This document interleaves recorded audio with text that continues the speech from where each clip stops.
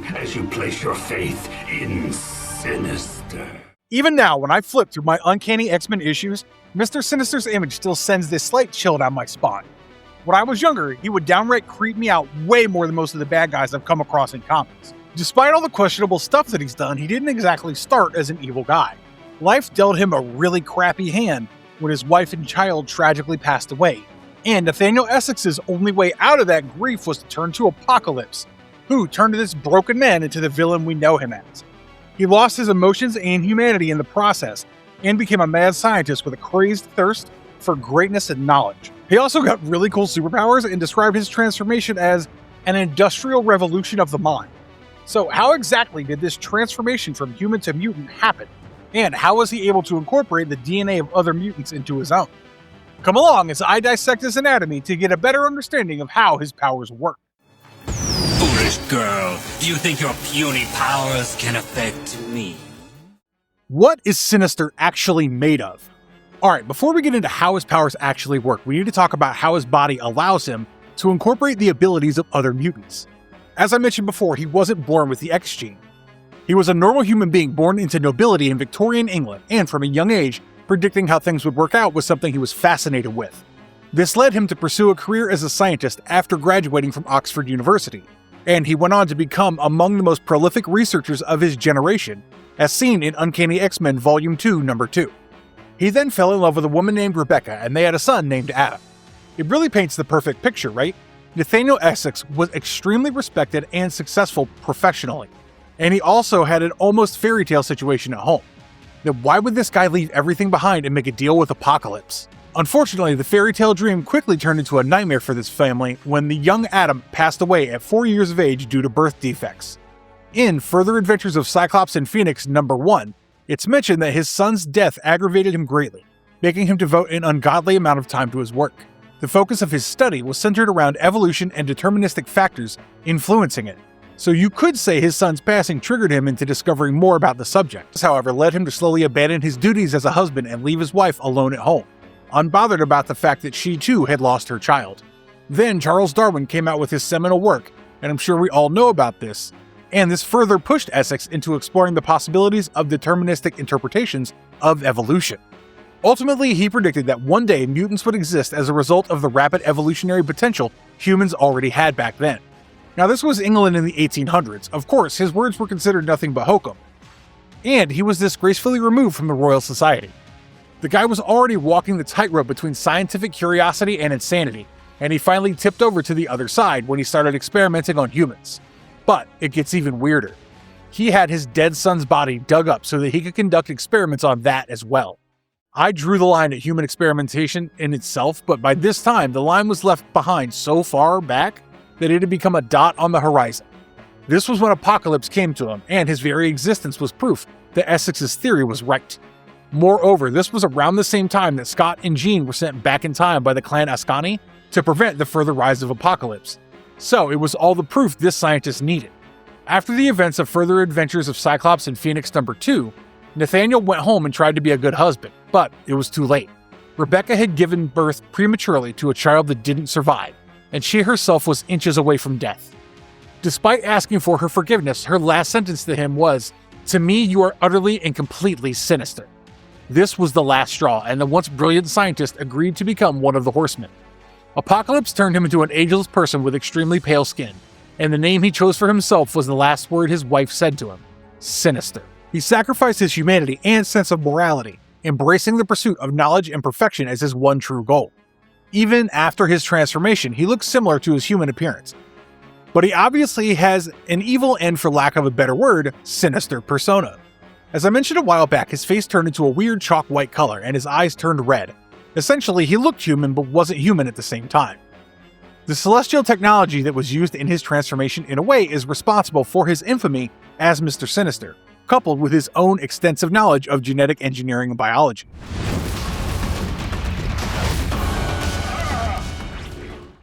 Where did this monster come from? Sinister has this really peculiar, almost ghoulish look. A lot of fans even bring up how he looks like a typical vampire. Obviously, this design was to emphasize the total loss of his humanity and his surrender to the dark side. And Sinister himself is just one of the clones of the original Nathaniel Essex, although he is the one that's the closest to the original. So you have to be wondering why I'm talking about where he came from when I literally just explained his villain origin story. What if I tell you that he technically has more than one origin? The veterans watching this will obviously know what I'm talking about, so this one's for all the newer fans. The 13th episode of Season 5 of X-Men the Animated Series shows a different origin for Mr. Sinister. Set in the late 1800s, it follows James Xavier being assigned by Scotland Yard to find the infamous Jack the Ripper, who's been rampaging across London. Xavier believes that the murders can be linked back to Nathaniel Essex, but since the latter is a very respected scientist, the police don't take it seriously. The scene then shifts, showing us how Xavier and Essex were acquaintances from 3 decades back, and exactly why the man's suspicions are not unfounded. Back then, the two of them used to talk about Darwin's theories of evolution, and Essex was always a little too hopeful about the whole idea of how humans could evolve into superior beings.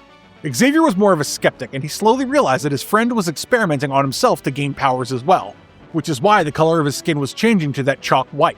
When Rebecca, Essex's seriously ill wife, starts to get miraculously better, the scientist becomes the talk of the town. Finally, he takes Xavier down to his basement to show him his collection of mutants, or rather his test subjects.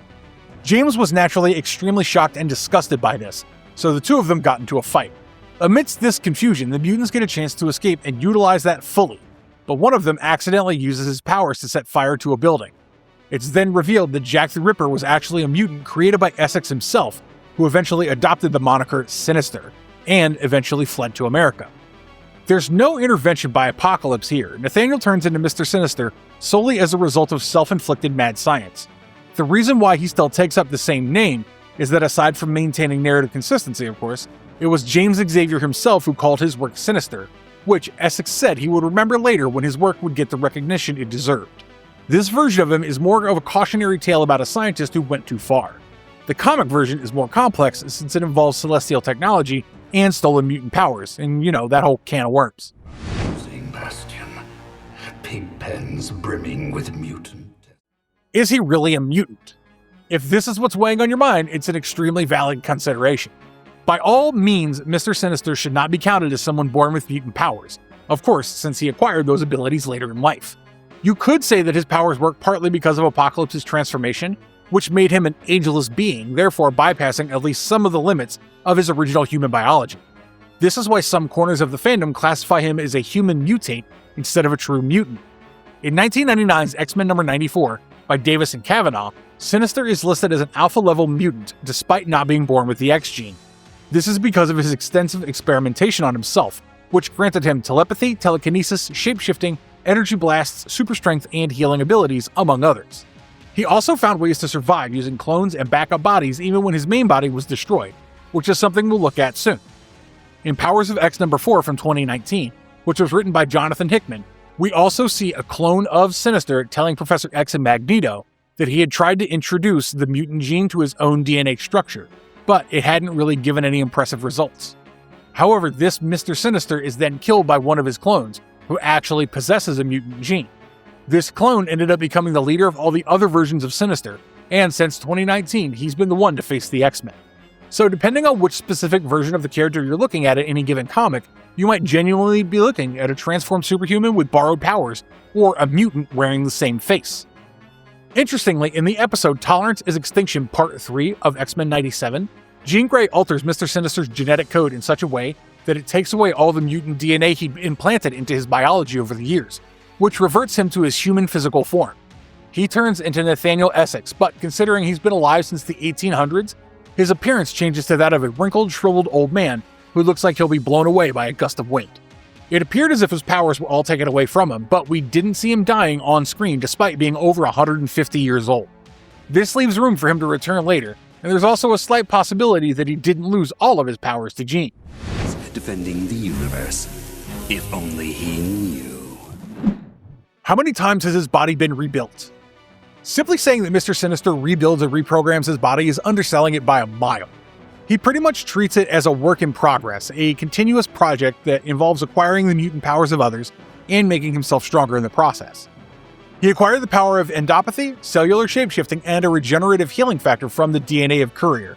Thanks to this, he can morph his body into basically any form, even a liquid state. The healing factor was an extension of the cellular control as well, which was so efficient that Sinister no longer needed his brain or any other internal organ to work in order to survive. He also has superhuman speed, strength, stamina, durability, and reflexes, courtesy of Thunderbird's mutant DNA.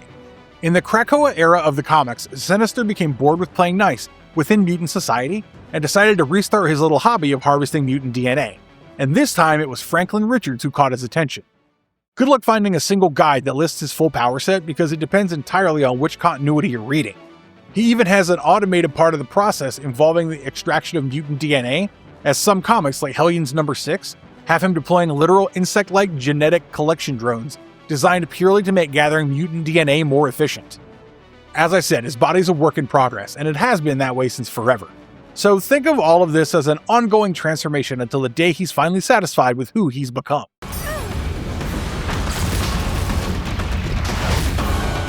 What can his body actually do? The powers in Mr. Sinister's arsenal are not separate gifts to himself. They work on the same principle we discussed already.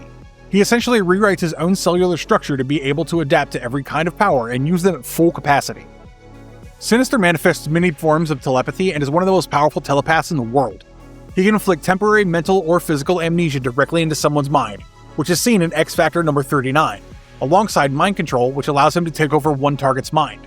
This includes the ability to plant, erase, or edit memories, as well as cause illusions, and we'll get a glimpse of this in Uncanny X-Men number 241. His telepathic blasts can even cause temporary paralysis in others. There's also a nastier one buried in there. He has a dilate power ability, which lets him mentally paralyze anyone he's touching and psionically shut off a mutant's powers entirely, and create mental links to people and even objects that he's encountered in the past, as seen in X-Men number 18. In the final episode of Season 2 of X-Men the Animated Series, Reunion Part 2, we see Professor X, Jean Grey, Morph, and Magneto chained up to Mr. Sinister's lair in the Savage Land. And he obviously has less than ideal plans for these mutants. He wants to use their potential DNA to create a race of slaves that would help him take over the world. He manages to zap Magneto's strength from him and redirect it to Vertigo, helping her become more powerful. So it's not just that he can use powers on himself, he can do it for others as well. In this episode, the mutants opposing him were unable to use their powers while he was able to use his perfectly enough, which truly meant that even for a little while, they were completely at his mercy. As I mentioned, he treats his body as an ongoing experiment, and we haven't seen an upper limit to this ability to acquire powers so far. So to answer the question of what can his body do, there really is no finite answer.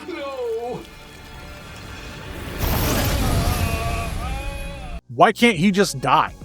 One of the most famous theories about why Sinister can't actually die states outright that every single cell in his body has been programmed with his essence, memories included, and this lets him recreate himself entirely if his body is destroyed.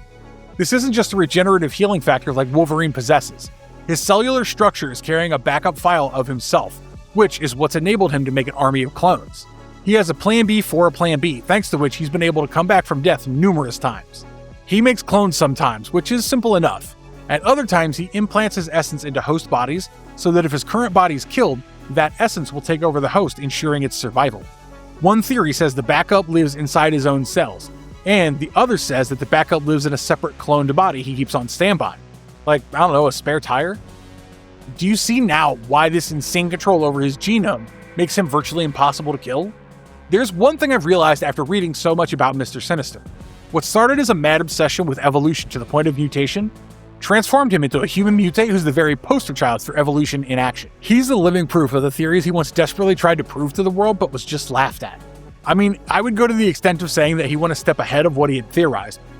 Because sure, mutants started popping up around the world, but he himself was able to become one of them. And definitely a force to be reckoned with, despite not having an X gene in the first place. Every cell in you belongs to me. You're mine. What's the deal with that diamond on his forehead? Sinister made his first full appearance in Uncanny X-Men number 221 in September of 1987, with artist Mark Silvestri designing his iconic visual look. He has a very distinctive appearance, which typically includes a black or deep blue and red costume, a high collar, and extremely intimidating demeanor. The high collar detail might seem small, but to me, it does the same visual job a cape does on Dracula, and this is why I compared his overall look to that of a vampire earlier in this video. As his design is very theatrical but looks more hauntingly timeless and scary, instead of feeling dated or silly. Finally, we come to this big diamond that seems to be attached to his forehead. Peculiar fashion statement, right? Well, it is a little more than that. This gem is a mark of Apocalypse, which played an important part in triggering his transformation from Nathaniel Essex into Mr. Sinister, as seen in Further Adventures of Cyclops and Phoenix number 3. No, not you. Not again. Is there more than one Sinister walking around? Creating clones is one of the things Sinister is best at. And if you want an example, allow me to introduce you to Madeline Pryor. He had created a clone of Jean Grey known as Madeline Pryor because he was obsessed with creating the perfect mutant and believed it would happen by combining the DNA of Scott Summers and Jean Grey. Years later, kidnapping baby Nathan set off the chain of events that led him to the Inferno storyline. But that's really just foreplay, because if you really think a person who can create an exact genetic clone of Jean Grey to the point where even the Phoenix Force would end up being activated inside that clone, wouldn't clone himself in case of a rainy day coming up, you've got another thing coming. I stated it multiple times already, there's no singular Mr. Sinister out there. In fact, he himself is just one of the clones of Nathaniel Essex. You have Dr. Stasis, who dedicated his whole life to trying to unlock the full potential of human beings instead of mutants. This guy too has numerous clones of himself, as well as disposable ones of his late wife and sons, as seen in X-Men Before the Fall, the Sinister Four #1 in July of 2023. Orbis Stellaris became an intergalactic arms dealer who used alien technology to unnaturally prolong his life, and in Sword Volume 2 #6, he clashed with Sword. X-Men Before the Fall, the Sinister Four #1 introduces us to another clone, but this is a version of Rebecca, Nathaniel's wife, rather than himself. Mother Righteous is portrayed as an ardent collector of magical artifacts who is very adept at using magic herself. Finally, there's Enigma, a force so powerful that it was what propelled the Beyonders to destroy the Seventh Cosmos through the Molecule Man and the Incursions. Enigma is described as an apex AI and Nathaniel Essex's fifth child. Fools! Who are you to judge me? How does the cartoon version differ from the comics? Both versions of Mr. Sinister's origin actually keep the Victorian London setting and the Charles Darwin connection, so on the surface they look quite similar. But once you dig into the actual events preceding Nathaniel Essex's turning into Mr. Sinister, there are very glaring differences. As explained earlier, in the comics, he's basically Apocalypse's first prelate, gifted power rather than earning it through his own research. The deaths of his wife and sons pushed him to the brink of insanity, and he accepted the way out provided by Apocalypse. In the animated show, he mutates himself during his own research in an attempt to save his ailing wife. Essex is shown as Darwin's contemporary, but Apocalypse has nothing to do with his transformation, since the scientist uses himself as his test subject instead. Which backstory do you find more appealing? Let us know in the comments below. Remarkable. Not even a blister! What does he owe to Apocalypse? Before I start this section, I want to clarify that the animated adaptations cut Apocalypse out of his origin story entirely, so none of this applies if you're thinking of Sinister from that perspective. What I am going to say is strictly within the territory of the comics. Nathaniel Essex did not just meet Apocalypse and get a favor from him, no strings attached. Sure, he turned immortal and changed his complexion and wardrobe, but the reason why he was chosen out of literally everyone else on Earth was that his expertise in genetics was something Apocalypse needed. Once the latter gets his hooks into him, Mr. Sinister spends most of his life scheming to break free from his master's grip. This is what drives his intentions for most of what happens in the comics. Because every scheme involving Cyclops and Jean Grey, every bit of manipulation aimed at the Grey Summers bloodline, all of it can be traced back to Sinister trying his best to create a mutant powerful enough to take down Apocalypse for good. The very first command that he is given was to ravage the population of the world, and it made absolutely no sense to a scientist like him because, well, that was just a stupid idea. Off the top of my head, where would Sinister find his test subjects if he followed through? To him, ignorance was the greatest enemy of scientists, so he turned on Apocalypse and created a plague to weaken him instead of creating one aimed at ravaging and mutating everyone in the world. Of course, Apocalypse took a hit severe enough to weaken him, but he was still the teacher in this scenario, and Mr. Sinister, as the student, had underestimated the former's ability to adapt.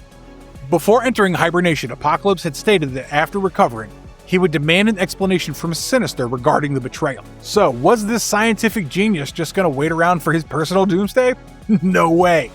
This is why he became so hell-bent on finding or creating a mutant powerful enough to take down Apocalypse himself, so that he wouldn't have to do it on his own. Some good old outsourcing, if you think about it.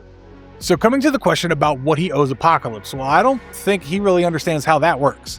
You see, he traded every bit of his humanity and empathy when he became Mr. Sinister, so the whole concept of scratching each other's backs wasn't necessarily something this new psyche would understand.